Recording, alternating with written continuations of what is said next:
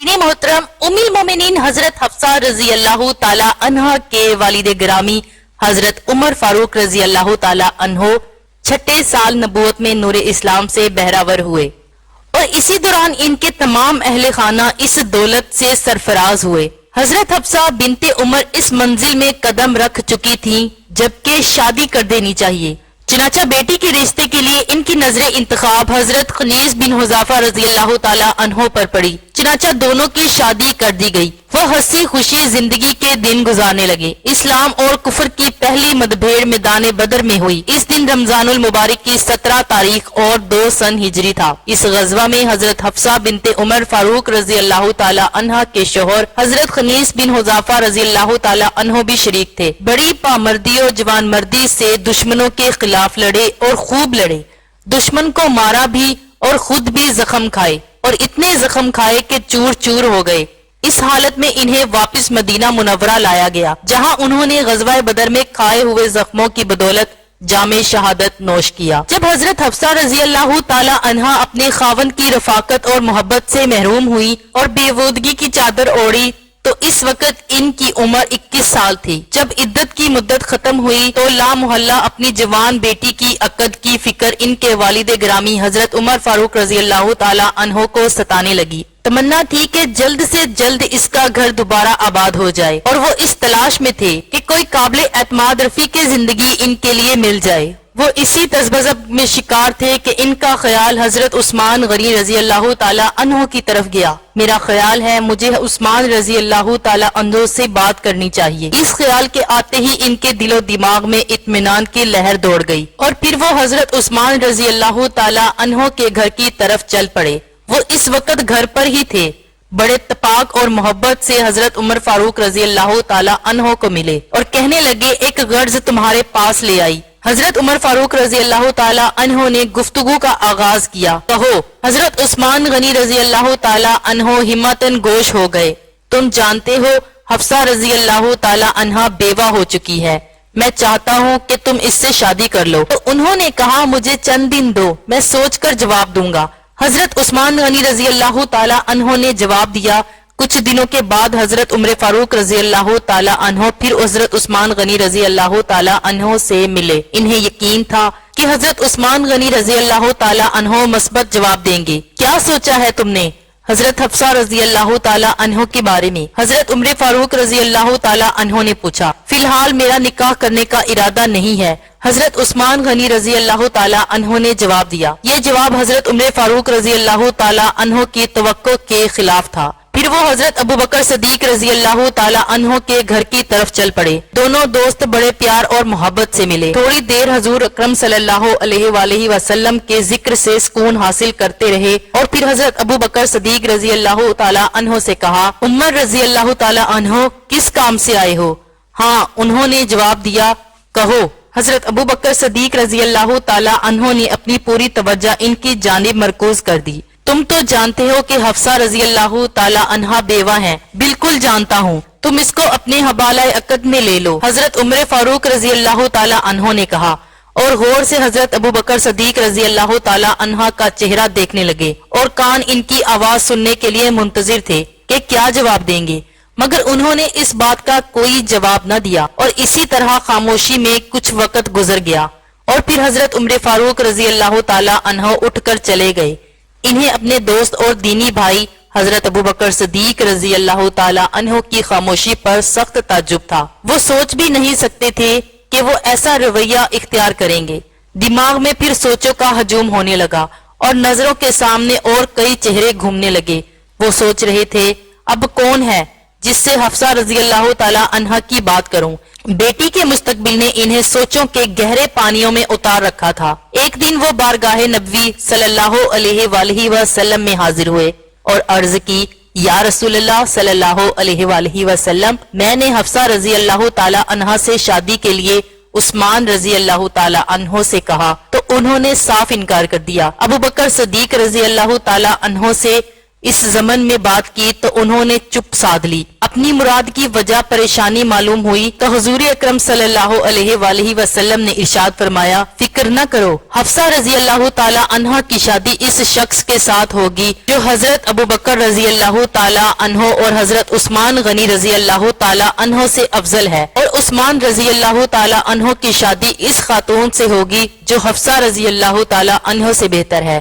اپنے آقا و مولا صلی اللہ علیہ وآلہ وسلم کی بات سن کر حضرت عمر فاروق رضی اللہ تعالی عنہ کو اطمینان قلب ہو گیا۔ پھر حضور اکرم صلی اللہ علیہ وآلہ وسلم نے اپنے غلام و جانثار حضرت عمر فاروق رضی اللہ تعالی عنہ سے فرمایا، تم اپنی بیٹی کی شادی میرے ساتھ کر دو، اس سے بڑھ کر اور کیا خوش قسمتی ہو سکتی تھی۔ اور پھر حضرت عمر فاروق رضی اللہ تعالی عنہ نے اپنی بیٹی کا نکاح حضور اکرم صلی اللہ علیہ وآلہ وسلم کے ساتھ باوس 400 درہم کر دیا، اور وہ حرم نبوی میں داخل ہو کر ام المومنین کے اعزاز سے مشرف ہوئیں۔ یہ شادی شعبان 4 ہجری میں ہوئی۔ اس نے حضرت عمر فاروق رضی اللہ تعالی عنہ کو حضور اکرم صلی اللہ علیہ وآلہ وسلم کے اور قریب کر دیا، اور ان کا قبیلہ عدی جس کے پاس سفارت کی ذمہ داریاں تھیں، آپ صلی اللہ علیہ وآلہ وسلم کے ساتھ رشتہ مساہرت میں منسلک ہو گیا۔ جب حضرت حفصہ رضی اللہ تعالی عنہا حضور اکرم صلی اللہ علیہ وآلہ وسلم کی زوجیت سے سرفراز ہوئیں تو 2 ازواج مطہرات رضی اللہ تعالی عنہم پہلے سے موجود تھیں۔ ایک حضرت سودا بنت زمع رضی اللہ تعالی عنہا اور دوسری حضرت عائشہ صدیقہ رضی اللہ تعالی عنہا۔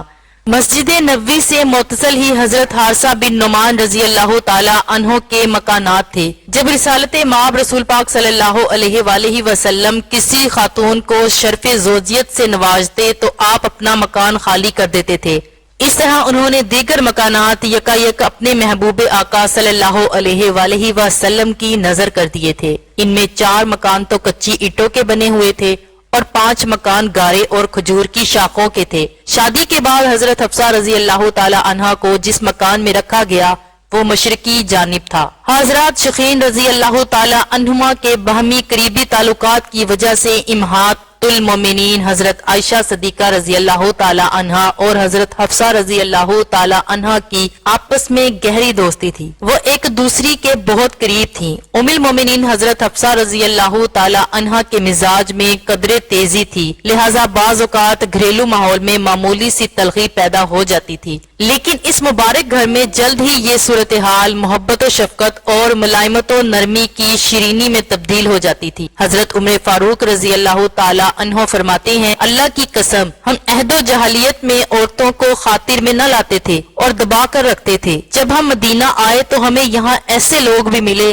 جن پر ان کی بیویاں حاوی تھیں، اور یہی سبق ہماری عورتیں ان سے سیکھنے لگیں۔ ایک دفعہ کسی کام سے متعلق کسی نے مشورہ کر دیا تھا، میری بیوی کہنے لگی ایسا اور ایسا کر لو۔ میں نے کہا تمہیں اس بات سے کیا واسطہ؟ بیوی نے جواب دیا، تعجب ہے کہ آپ اپنے کام میں کسی کی مداخلت گوارا نہیں کرتے، حالانکہ آپ کی بیٹی رسول پاک صلی اللہ علیہ وآلہ وسلم سے تکرار کرتی ہے تو آپ صلی اللہ علیہ وآلہ وسلم کی رنجیدگی کا باعث بنتی ہے۔ یہ سن کر میں نے اپنی چادر سنبھالی اور سیدھا بیٹی حفصہ رضی اللہ تعالی عنہا کے گھر گیا۔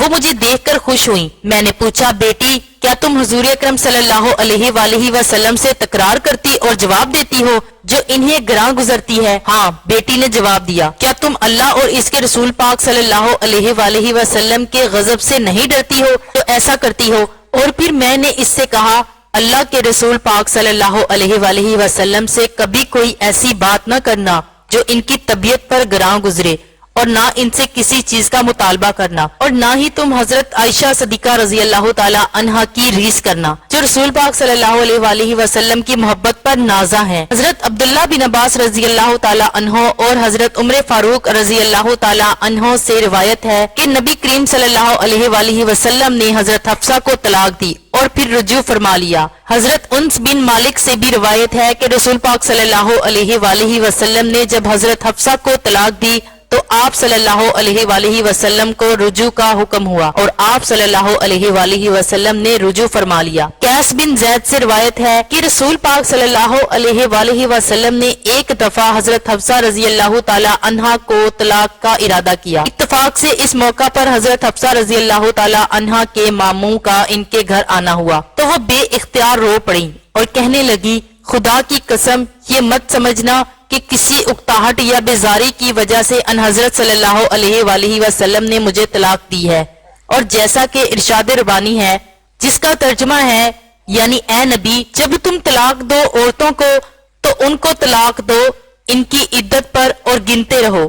اس وقت تک رسول پاک صلی اللہ علیہ وآلہ وسلم نے صرف پہلی طلاق کا ہی ذکر فرمایا تھا، جس کے بعد رجوع کا امکان تو باقی تھا، مگر رسول پاک صلی اللہ علیہ وآلہ وسلم سے کسی شکایت کی بجائے وہ ان حضور صلی اللہ علیہ وآلہ وسلم کا دفاع کرتے ہوئے ذمہ داری اپنے سر لے رہی تھی، جس سے ان کا جذبہ فدائت ظاہر و باہر ہے۔ حضور اکرم صلی اللہ علیہ وآلہ وسلم گھر تشریف لائے تو حضرت حفصہ رضی اللہ تعالی عنہا اپنی چادر سنبھالنے لگیں۔ رسول پاک صلی اللہ علیہ وآلہ وسلم نے فرمایا کہ جبرائیل میرے پاس آئے اور مجھے کہا کہ حفصہ سے رجوع کر لیں، وہ روزے رکھنے والی اور بہت عبادت گزار ہیں، یہ جنت میں بھی آپ صلی اللہ علیہ وآلہ وسلم کے ساتھ ہوں گی۔ بلا شبہ اللہ تعالیٰ کی طرف سے حضرت حفصہ رضی اللہ تعالی عنہا کے حق میں یہ ایک عظیم الشان گواہی ہے، جس سے آپ رضی اللہ تعالی عنہا کی روحانی مقام کا بھی اندازہ ہوتا ہے۔ دوسری روایت میں ذکر ہے کہ حضرت حفصہ رضی اللہ تعالی عنہا کی طلاق کی اطلاع جب حضرت عمر فاروق رضی اللہ تعالی عنہا کو پہنچی تو انہوں نے سخت فکر مندی اور گھبراہٹ کے عالم میں اپنے سر میں خاک ڈال کر کہا کہ میری بیٹی رسول پاک صلی اللہ علیہ وآلہ وسلم کے عقد میں نہیں رہے گی تو اللہ تعالیٰ عمر رضی اللہ تعالی عنہ کی کیا پرواہ کرے گا۔ حضرت عمر رضی اللہ تعالی عنہ کا یہ رد عمل ان کی کمال عاجزی اور انکساری کے ساتھ محبت رسول پاک صلی اللہ علیہ وآلہ وسلم کو الغرض حضرت عمر رضی اللہ تعالی عنہ اپنی تمام تر جرات اور حوصلہ مندی کے باوجود بہت فکر مند ہوئے تو خدا کو معلوم کیا بنے گا۔ اللہ تعالیٰ نے ان کی التجا سنی، چنانچہ دوسری روایت کے مطابق ان حضرت صلی اللہ علیہ وآلہ وسلم نے اس موقع پر بھی یہ فرما دیا تھا کہ اللہ تعالیٰ نے مجھے حفصہ سے رجوع کا حکم دیا ہے، اور اس کا ایک سبب حضرت عمر رضی اللہ تعالی عنہ پر اللہ تعالیٰ کی رحمت اور شفقت کا اظہار بھی ہے۔ چنانچہ آپ صلی اللہ علیہ وآلہ وسلم نے طلاق سے رجوع کر لیا۔ یہ واقعہ طلاق صحاح ستہ کی کتب ابو داؤد، نسائی، ابن ماجہ اور دیگر کتب طبرانی اور ابن سعد وغیرہ میں مذکور ہے، جو جائے اعتراض نہیں، کیونکہ عام حالات میں طلاق کی ناپسندیدگی کے باوجود عند الضرورت پر یہ ایک جائز و حلال امر ہے، اور نہ صرف خلاف تعلیم قرآن نہیں بلکہ اخلاقی لحاظ سے بھی اس میں کوئی برائی نہیں۔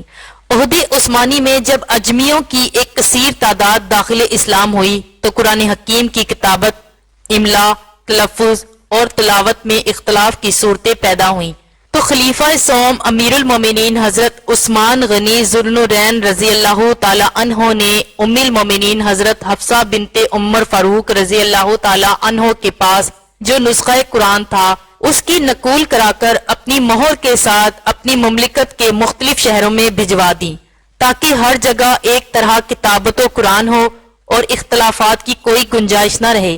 لہٰذا قرآن کی ترتیب و تدوین اور اس کی حفاظت کا سہرا ابھی ام المومنین حضرت حفصہ رضی اللہ تعالی عنہا کے سر ہے۔ سن 41 ہجری 59 برس کی عمر میں ام المومنین حضرت حفصہ رضی اللہ تعالی عنہا نے اس دنیا فانی سے کوچ کیا۔